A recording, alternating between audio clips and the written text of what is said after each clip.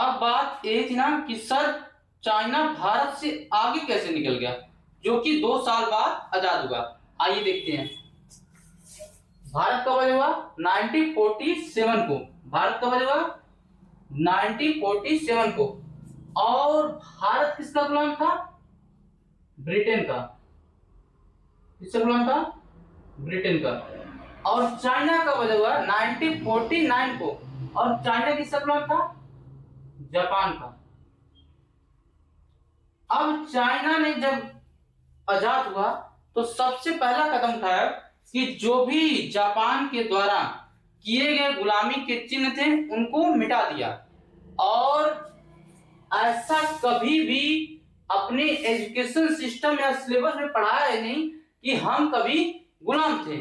और उसने क्या किया, जितने भी गली मोहल्ले, यहां तक कि बेस्ट बेस्ट जो बिल्डिंग थी जो जापानियों द्वारा इंस्पायर थी, सारी चीजों को उसने खत्म कर दिया। इसलिए चाइना में जो भी बच्चे 1950 के बाद जन्मे या पैदा हुए उनको यही नहीं पता था कि चाइना कभी जापान का गुलाम था।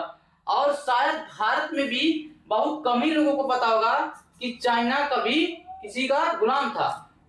अब इसका परिणाम क्या होता है चाइना में कि जो भी बच्चे 1950 के बाद जन्म लेते हैं उनको कभी पता ही नहीं चल पाता है कि वह कभी जापान के गुलाम थे। और चाइना में भी कभी भी जापान के लोगों को लिबरेटर नहीं बताया, उसने हमेशा एग्रेसर बताया, आक्रमणकारी बताया। और भारत में बल्कि ये चीजें उल्टा हुई। आज भी हमें इंडिया में ये पढ़ाया जाता है कि हम कभी अंग्रेजों के गुलाम थे, कभी मुगलों के गुलाम थे। हमेशा हमें गुलामी की चिन्ह को याद दिलाया, पढ़ाया तो पढ़ाया जाता है, लेकिन आज भी हमारे जो महानगर हैं, शहर हैं, उनके नाम मुगल आक्रांताओं अंग्रेजों के नाम पर हैं। और जब तक हम इस गुलामी प्रथा को खत्म नहीं कर देते हैं तब तक हम भारत को स्वतंत्र और संप्रभु नहीं बना सकते हैं। ठीक है। जब चाइना ने अपनी गुलामी के बारे में अपने लोगों को नहीं बताया तो भारत को ऐसी क्या जरूरत पड़ गई कि भारत के लोगों ने हमेशा गुलामी के बारे में पढ़ाया।